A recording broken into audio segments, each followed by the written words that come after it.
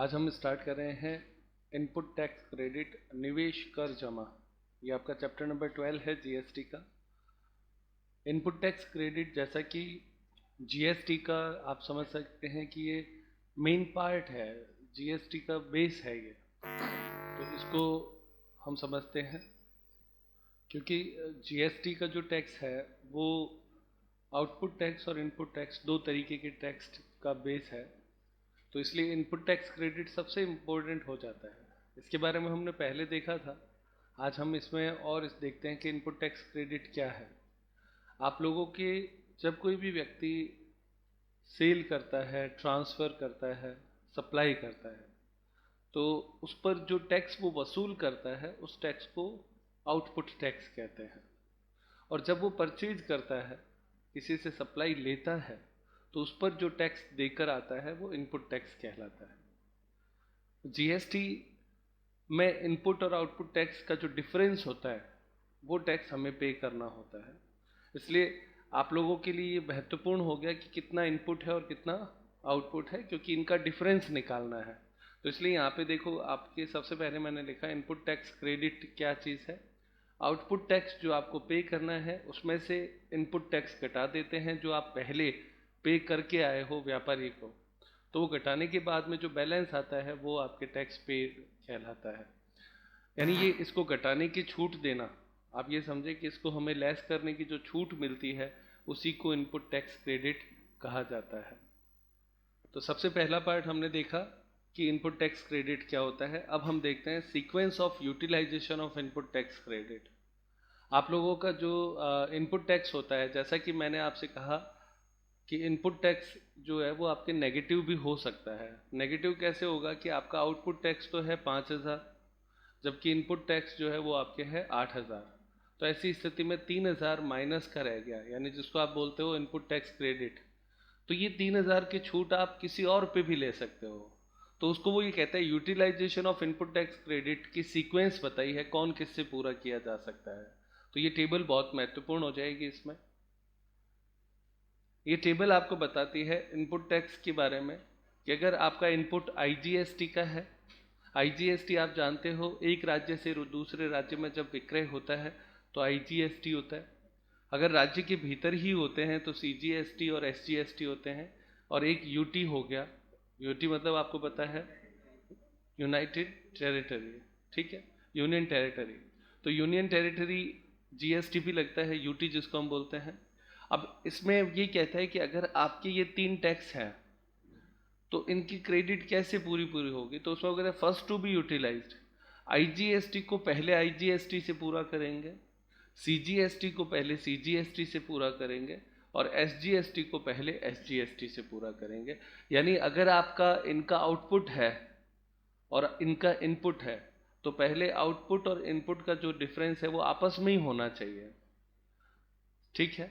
अब मान लो इसमें आपकी क्रेडिट बच जाता है, यानी इसका आउटपुट टैक्स तो हुआ 5,000, मैंने जैसा कि आपसे कहा, और इसका इनपुट टैक्स हुआ वो हुआ 8,000। तो इनपुट घटाते हैं ना, घटाने पर 3,000 माइनस का आ गया, तो ये 3,000 मतलब हमारे पास ज़्यादा क्रेडिट बची हुई है अभी।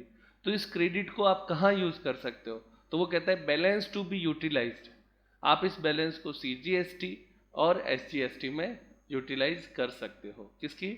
आईजीएसटी को सीजीएसटी और एसजीएसटी से यूटिलाइज कर सकते हो। क्लियर?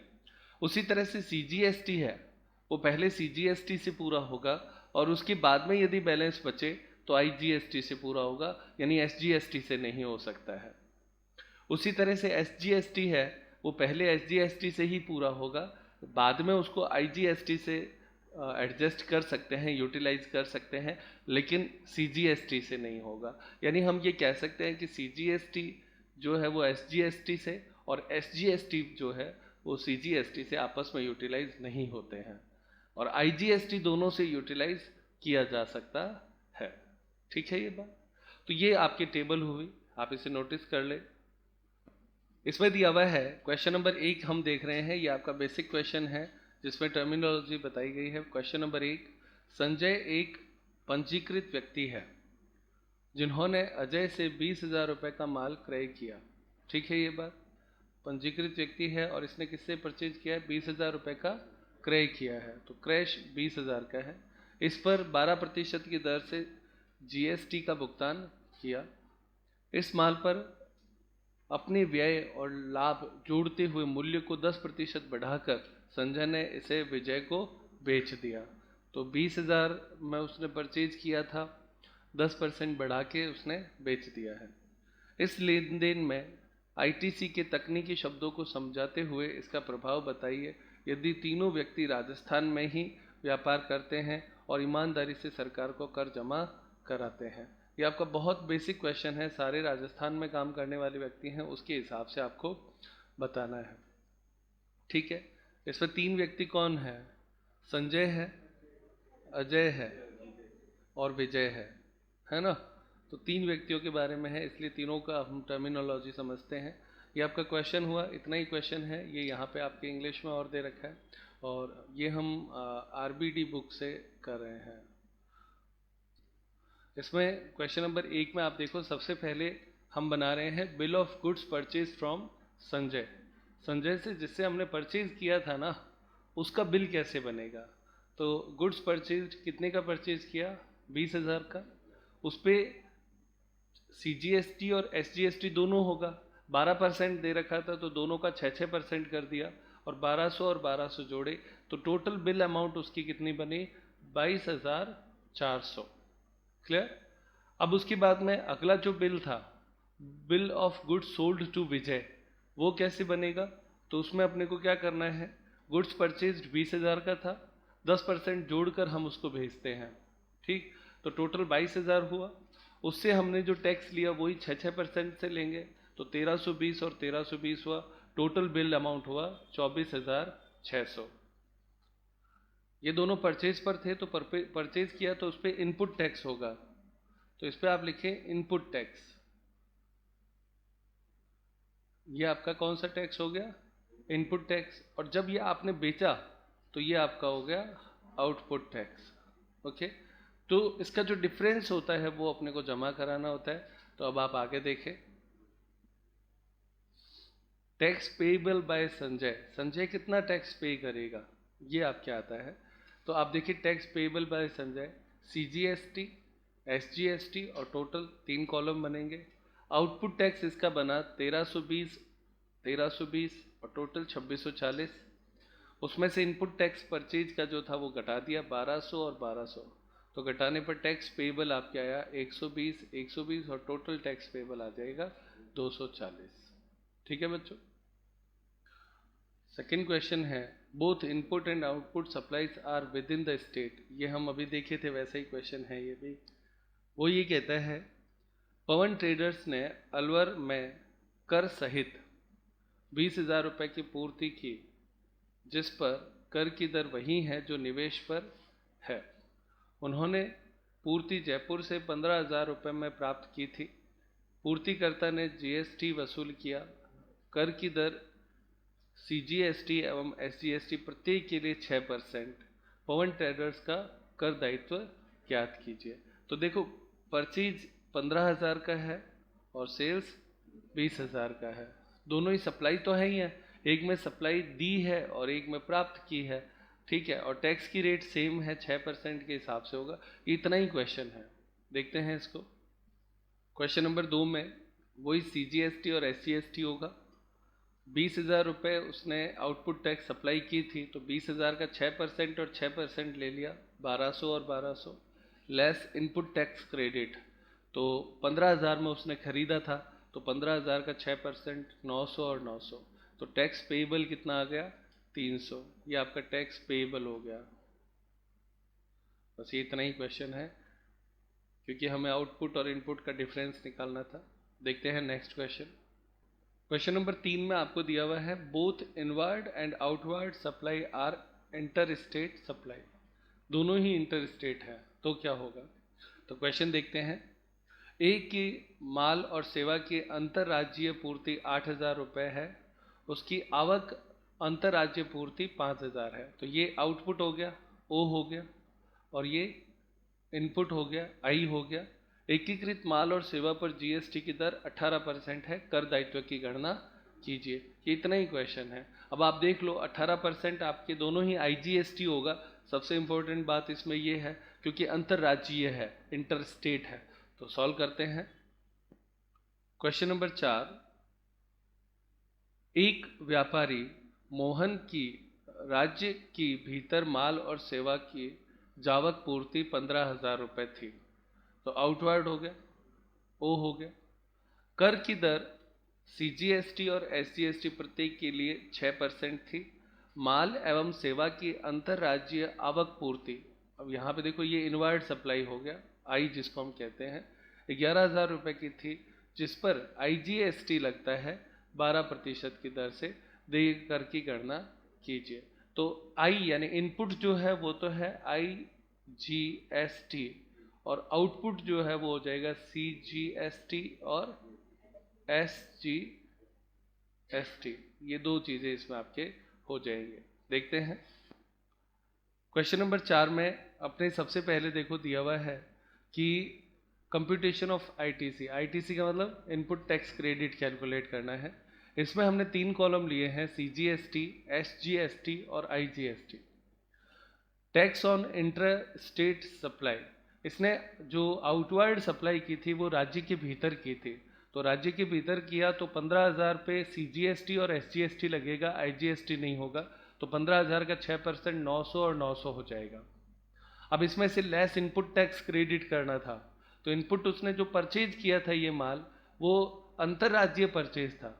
तो अंतर्राज्यीय परचेज होने का मतलब IGST होगा उस पर। इसलिए जो इनपुट है वो केवल कहाँ पे लिखा है हमने, IGST में लिखा है क्योंकि ये अंतर्राज्यीय है।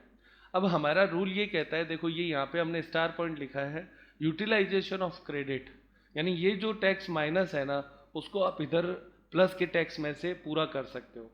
तो IGST को सबसे पहले हमने पूरा किया है CGST के लिए 900, और फिर 900 के बाद में बचेगा कितना, तो 420 बच गया। उसका उपयोग हमने किस पे किया है, SGST पे किया है। तो ये जो 1320 नेगेटिव बैलेंस था जिसको हम क्रेडिट बोलते हैं, ये क्रेडिट हमने यूज कर लिया CGST और SGST में। तो 900 में से 900 जाएगा, यहाँ पे नील हो जाएगा। यहाँ पे 900 में से 420 जाएगा, तो यहाँ पे 480 बचेगा, ये टैक्स पेएबल हो गया। और उसके बाद में ये जो 1320 नेगेटिव बैलेंस था उसका हम यूटिलाइज कर चुके हैं। तो जितना हम यूटिलाइज कर लेते हैं उतना यहाँ पे प्लस लिख देते हैं ताकि ये नील आ जाए। तो 1320 में से 1320 सारा यूटिलाइज कर चुके हैं, तो यहाँ पे ये नील आ गया। तो ये दोनों नील आएंगे, ये टैक्स पेएबल आएगा। ये इसका आंसर है, ये इतना ही क्वेश्चन है। ठीक है प्यारे बच्चों, ये हेडिंग था कि हम जो बेचते हैं वो तो राज्य में बेचते हैं, जबकि खरीदते हैं तो हम दूसरे राज्य से खरीदते हैं। तो क्या सवाल होगा, तो ये उसके लिए था। क्वेश्चन नंबर 5 की हेडिंग है inward supply is intra state supply, यानी राज्य के भीतर है, और outward supply is inter state supply. तो इस पे तो होगा IGST और इस पे होगा CGST और SGST। अब ये इनवर्ड सप्लाई है यानी इसका तो आई होगा, और ये जो IGST है इसका आउटपुट सप्लाई होगा। ठीक है ये बात। तो अब इस क्वेश्चन को देखते हैं, 5वें को। जनरल ट्रेडर्स द्वारा की गई अंतर्राज्यीय पूर्ति का मूल्य 50,000 रुपये है। तो अंतर्राज्यीय है, इंटर स्टेट है, तो ये आउटपुट हो गया, ओ हो जाएगा। माल की पूर्ति पर IGST की दर 18% है। तो 50,000 का 18% कैलकुलेट कर लो कितना होता है। आगे, राज्य की भीतर प्राप्त माल और सेवाओं का मूल्य 40,000 रुपये है। अब इसने ये राज्य के भीतर लिया तो इस पे आपके CGST और SGST आएगा, इनपुट टैक्स आएगा। क्लियर। CGST और SGST प्रत्येक की दर 9% है, तो 9% दोनों का है। कर दायित्व ज्ञात कीजिए। तो टैक्स लायबिलिटी कैलकुलेट करनी है, देखते हैं कैसे करेंगे। क्वेश्चन नंबर 5 का आंसर देखते हैं। Computation of ITC, input tax credit. इसमें हमारे 3 कॉलम है, CGST, SGST और IGST, जैसा कि हमेशा हम बनाते हैं। अब उसके बाद में इसमें आपको tax on inter state supply, यानी जो आपका आउटपुट टैक्स था, आप यहाँ पे लिख दें आउटपुट टैक्स। तो आउटपुट टैक्स जो है वो आपके 50,000 का 18% IGST है, क्योंकि इसने दूसरे राज्य को बेचा है। लेकिन जब खरीदा था तो उस पर इनपुट टैक्स होता है, तो input tax credit intra state था, तो तो 40,000 का 9% और 9% लिया तो 3600 और 3600 हुआ। ये दोनों CGST और SGST का नेगेटिव बैलेंस था, इसको हम IGST में से एडजस्ट कर सकते हैं, तो इसलिए हमने यहाँ पे लिखा है star point utilization of credit. ये जो क्रेडिट है 3600 और 3600 यानी 7200 रुपये की, उसको हम इसमें से घटा देंगे, तो घटा देंगे तो 9000 में से 7200 गए, 1800 आपका आंसर आ जाएगा। और चूंकि हम ये क्रेडिट यूज़ कर चुके हैं तो जितना क्रेडिट हम यूज़ कर लेते हैं उतना प्लस का लिख देते हैं ताकि ये नील आ जाए। ये माइनस था, ये माइनस था, इसमें से ये 3600 प्लस का घटाया तो नील हो गया। एक्चुअली ये हम क्या कर रहे हैं, यूटिलाइजेशन ऑफ क्रेडिट या एडजस्टमेंट ऑफ क्रेडिट कहते हैं इसको। तो ये हमने इसमें किया और आपका फाइनल आंसर पेमेंट आया। और इसमें हमने ये सीखा है कि IGST का जो आउटपुट टैक्स है उसमें से हम CGST और SGST के इनपुट टैक्स को घटा सकते हैं। ये इतना ही रूल है। नेक्स्ट देखें क्वेश्चन नंबर 6, इसकी हेडिंग है inward and outward supply are intra state as well as inter state, यानी दोनों ही हैं, वो ये कहता है दोनों ही हैं। तो क्वेश्चन नंबर 6 में वो कहता है करदाता के पास निम्न ITC उपलब्ध है। ITC मतलब इतना इनपुट टैक्स क्रेडिट है। तो ये तो हो गया इनपुट, आप यहाँ पे बहुत आराम से समझ लो, ये तो हो गया इनपुट टैक्स। और यहाँ पे नीचे देखो ये लिखता है आउटपुट लाइबिलिटी, ये हो गया आउटपुट। ओके, अब आपसे कहता है कि इनपुट और आउटपुट को आप एडजस्ट करके आंसर बताओ। तो हमारा बहुत बेसिक रूल है, आउटपुट टैक्स में से इनपुट टैक्स घटा देंगे और आंसर आ जाएगा। तो बेस रूल फॉलो होगा।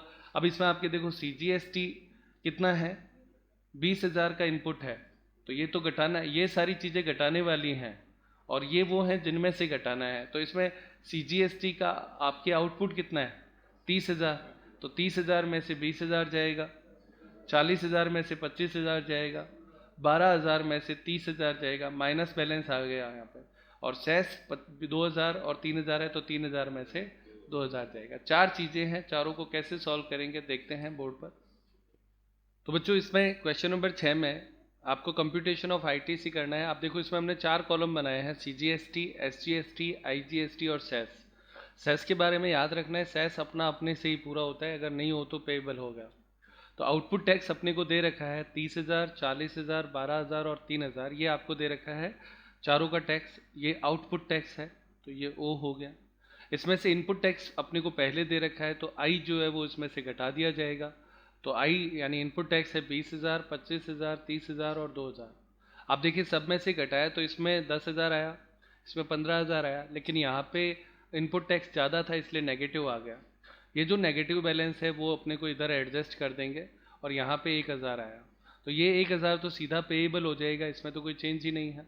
ये 18,000 जो था हम इन दोनों पे एडजस्ट करेंगे, तो पहले इस पे करेंगे और बाद में इस पे करेंगे। तो एडजस्ट किया तो 18,000 में से 10,000 यहाँ पे काम में ले लिया, तो 10,000 में से 10,000 गया, नील हो गया। और क्या एडजस्ट किया, IGST एडजस्ट किया हमने। उसी तरीके से जिसको हमने यूटिलाइजेशन कह सकते हो या एडजस्टमेंट कह सकते हो।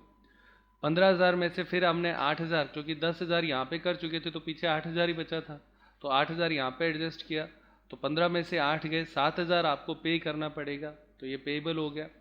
और 18,000 पूरा का पूरा एडजस्ट हो गया, इसलिए यहाँ पे कुछ भी नहीं बचेगा, नील हो जाएगा। इसका मतलब हुआ कि हमारा फाइनल आंसर आया कि CGST पे नील होगा, SGST आपके 7,000 पे करना है, IGST क्रेडिट सारी समाप्त हमने कर दी है जो नेगेटिव बैलेंस था उसको, और सेस जो है वो आपको 1,000 पेमेंट करना पड़ेगा। तो ये आपका क्वेश्चन नंबर 6 का आंसर हुआ। और आप देखें अब तक सारे क्वेश्चन इसी बेस पे चल रहे हैं, कोई चेंज नहीं है। देखते हैं नेक्स्ट क्वेश्चन। क्वेश्चन नंबर 7, करदाता के पास निम्न कर जमा उपलब्ध है। ITC यानी input tax CGST, SGST, IGST और सेस, ये इन सब का I दे रखा है और इन सब का आउटपुट दे रखा है। Output liability of the tax payer is as follows. तो ये सारे आउटपुट टैक्स हैं, तो आउटपुट टैक्स में से इनपुट टैक्स घटाना है तो टैक्स लाइबिलिटी आ जाएगी।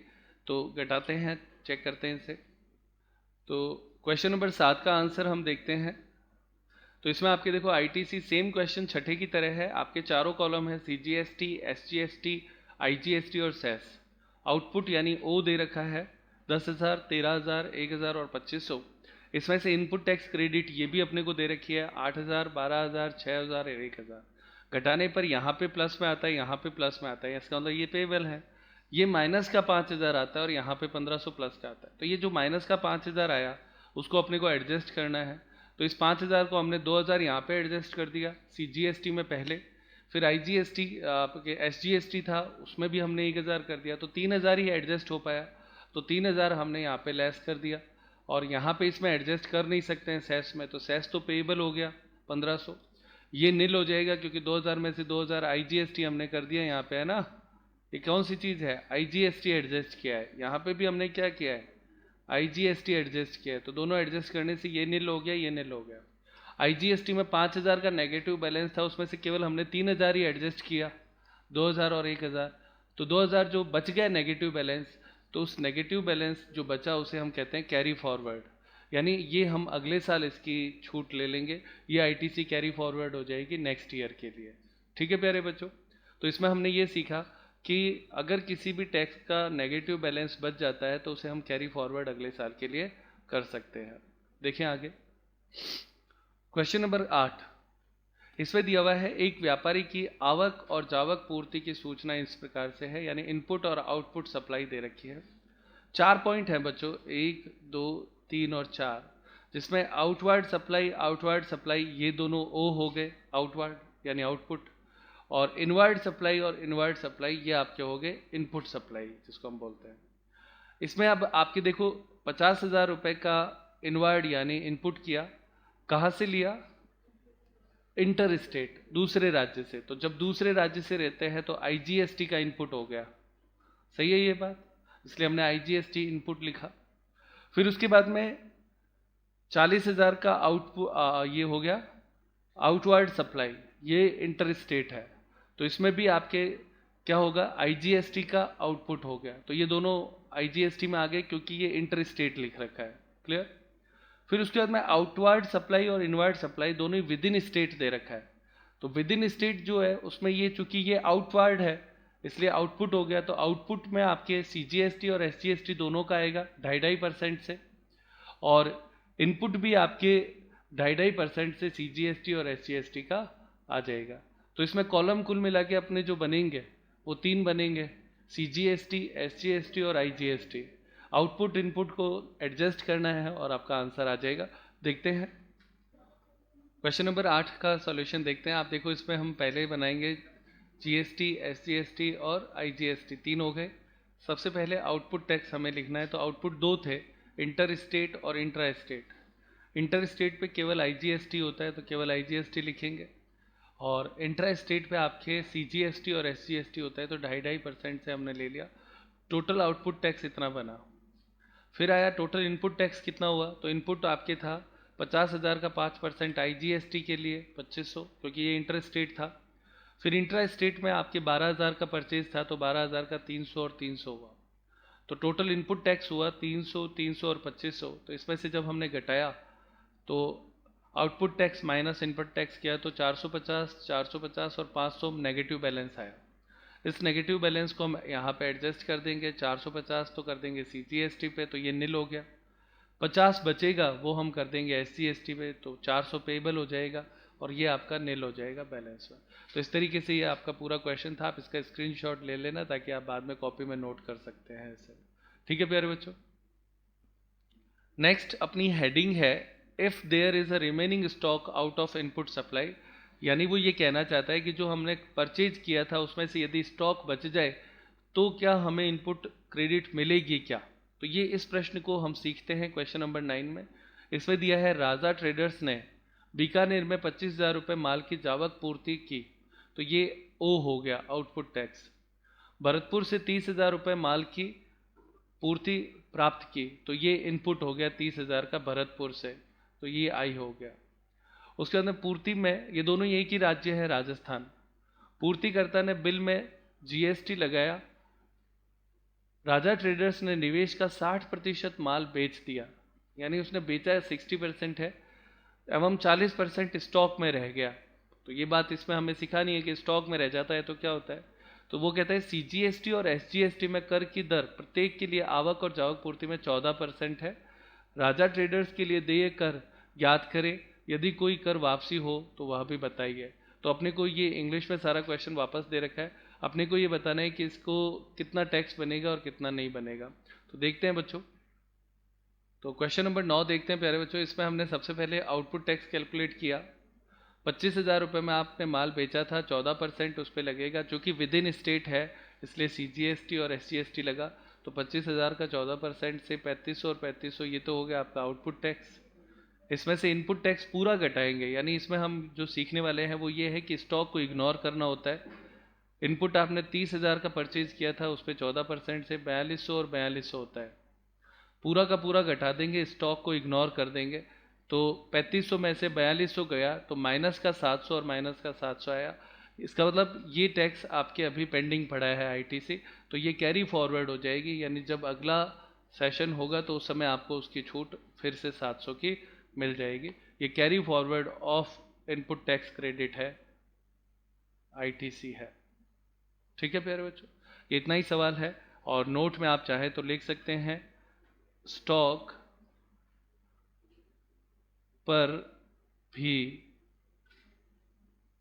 ITC मिलती है, ये इसका पॉइंट हो गया। तो देखते हैं आगे next question. Question number 10, inverted rate of tax. इसमें दिया हुआ है सीमा ड्रग्स कंपनी दवाइयां बनाती हैं, उनकी अन्य सूचनाएं निम्न प्रकार से है। स्थानीय विक्रेता से 40,000 रुपये के रसायन खरीदे जिन पर कर की दर 12% है। तो क्रय आपने किया है 40,000 से 12% के लिए।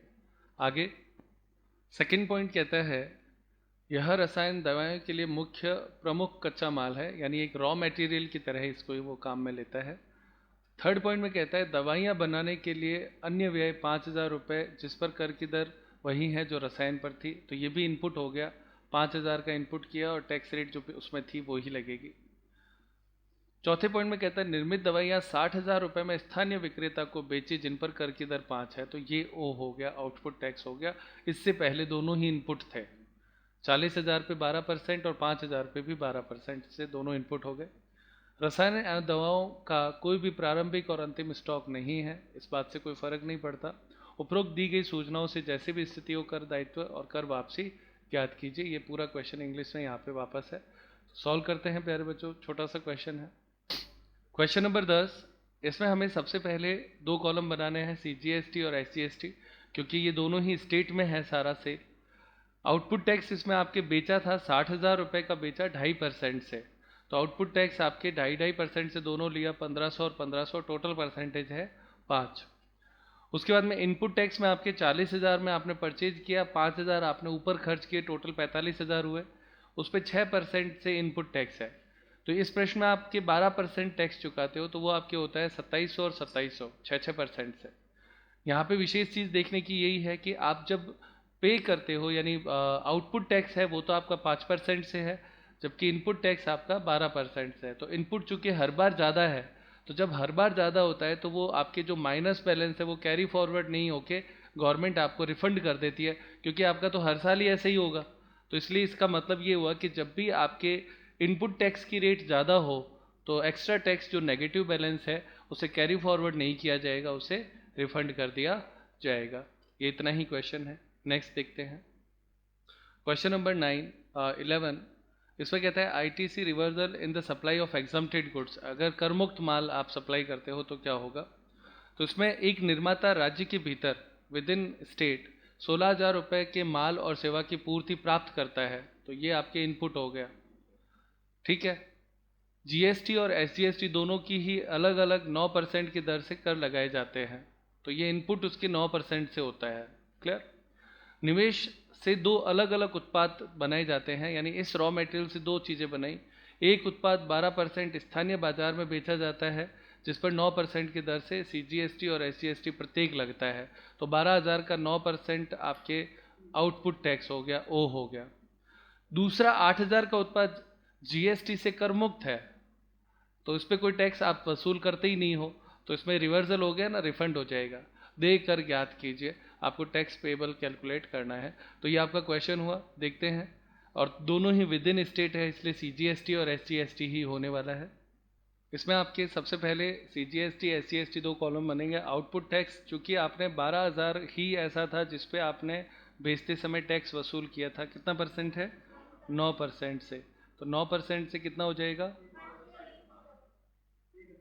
1080, 1080, 1080, ये आपका आउटपुट टैक्स हुआ।